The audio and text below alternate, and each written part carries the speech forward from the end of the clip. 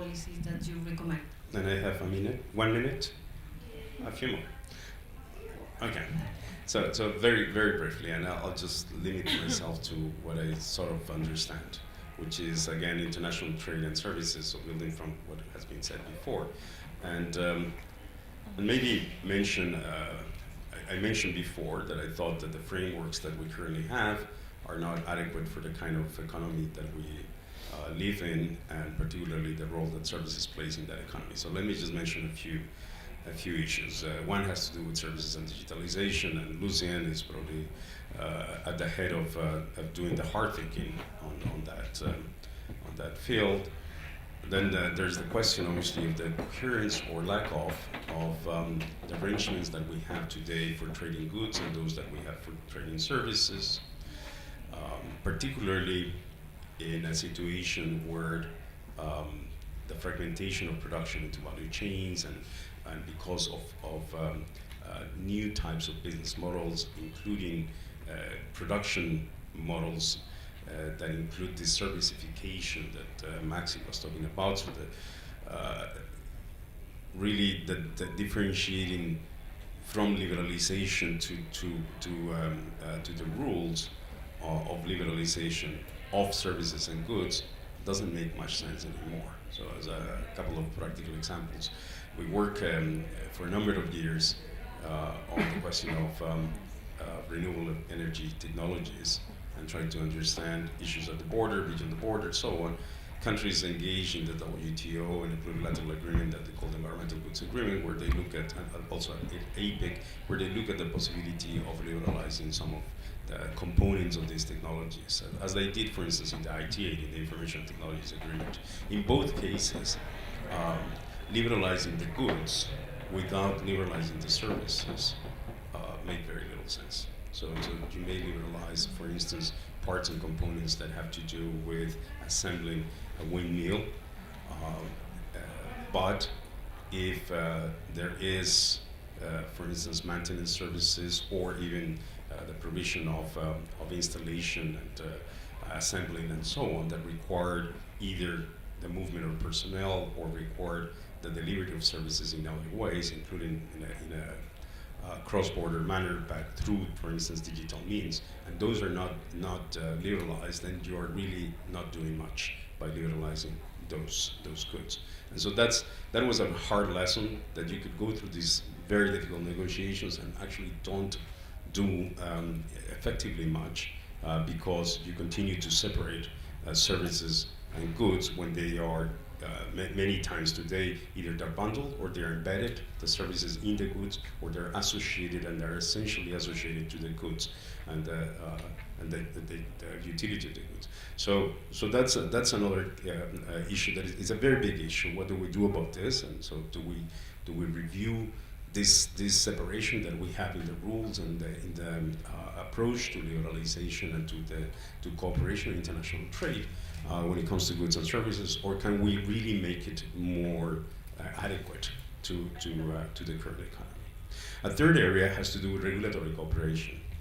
So a great deal of the liberalization that you have either through regional trade agreements or other ways of international trading services is really frustrated by issues related to post-liberalization problems of lack of regulatory coherence. So there would be an obvious call and a need for sort of preliminary or even conditional regulatory cooperation and coherence before liberalization of services between economies.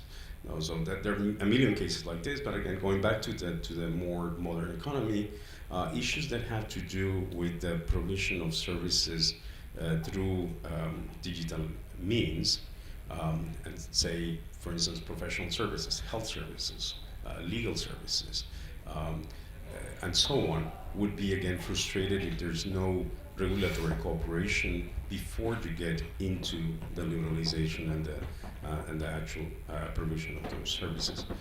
But that goes beyond that, which leads me to the fourth area that I think is very important in this reform agenda of the regulatory frameworks, and that's with respect to to what you call mode 4 within the GATS context and the issue of the movement of persons.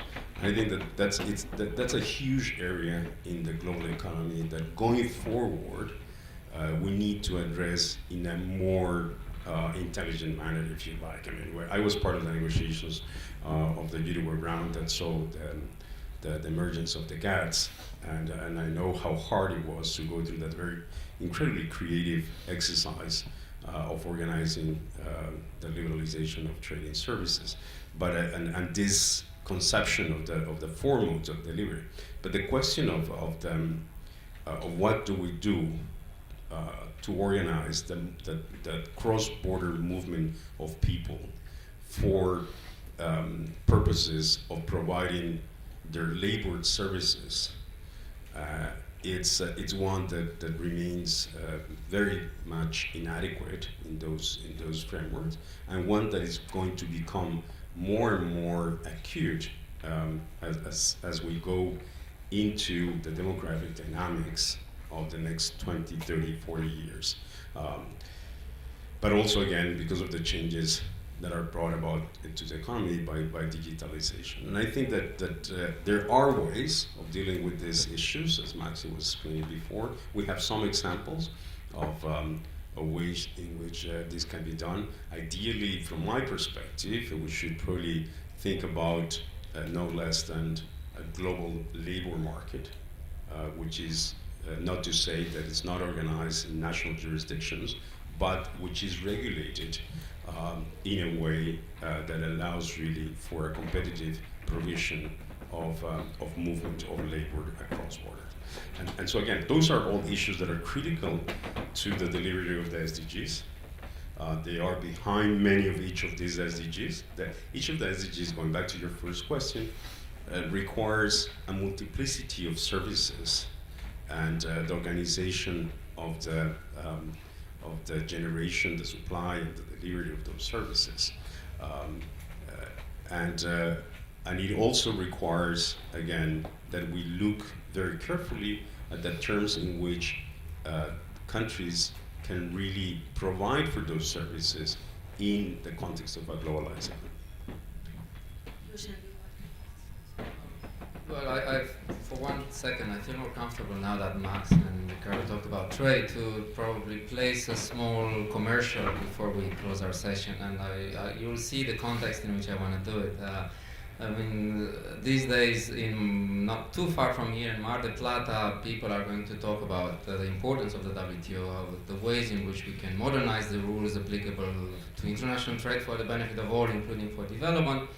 And I think one area where people should pay attention in that debate is also on services. Because if you think about it, and I have all the respect for the GATS negotiators, if you think about it, the way we ended up with international binding rules on trading services was as if each and every one of you will represent a country, we will switch off the lights, and we will try to negotiate through complete darkness a set of binding rules, and you will have to sign the dotted line again in the dark.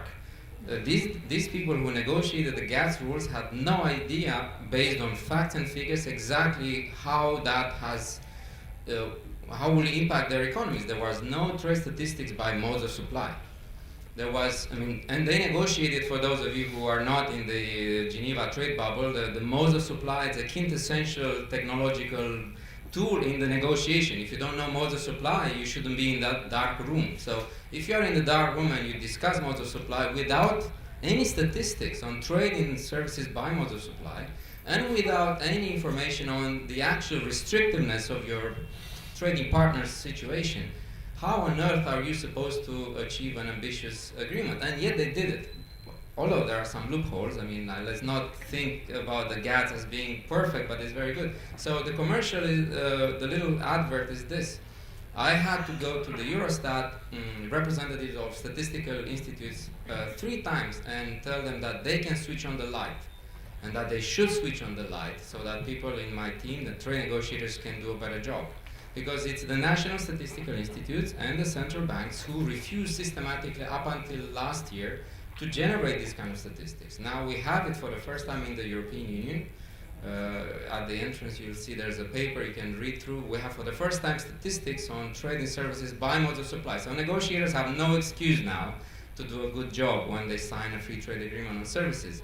And what's more to it, the WTO has actually taken the baton and they're actually running with a very ambitious project, and they want to do the same for essentially all member states. But they need the statistical institutes of your member states, of your countries. So if you want your trade negotiators to do a better job next time they go to Geneva or next time they negotiate regionally or with a bilateral partner, I think they will benefit a lot if you back home in your domestic reform structure, you put more pressure on the central bank, on the statistical institute to actually generate this key performance indicator. The WTO is there ready, dying to help you if you have a counterpart. Thank you. I think that we have an answer from...